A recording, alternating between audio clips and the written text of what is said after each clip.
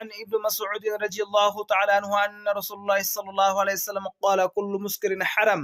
ইবনে মাসউদ রাদিয়াল্লাহু তাআলা আনহু হতে বর্ণিত রাসূল সাল্লাল্লাহু আলাইহি সাল্লাম বলেছেন, সব ধরনের নেশাদার দ্রব্য হারাম। সহিহ বুখারী হাদিস নাম্বার 4344, সহিহ মুসলিম হাদিস নাম্বার 1733, নাসাই হাদিস নাম্বার 5586, ইবনে মাজাহ হাদিস নাম্বার 3391।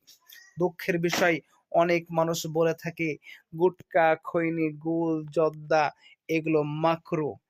এই শব্দ রাসূল সাল্লাল্লাহু আলাইহি সাল্লাম ব্যবহার করেননি। রাসূল সাল্লাল্লাহু আলাইহি সাল্লাম বলেছেন, যে জিনিসের নেশা রয়েছে সেটা হারাম। হোক না গুল, হোক না খৈনি, হোক না গুটকা, হোক না জর্দা, হোক না হেরোইন, হোক না মদ, গাঁজা, যত ধরনের নেশা রয়েছে, নেশা দ্রব্য রয়েছে, এগুলো সবগুলোই হারাম। রাসূল সাল্লাল্লাহু আলাইহি সাল্লাম বলেছেন, নেশাদার দ্রব্য হারাম।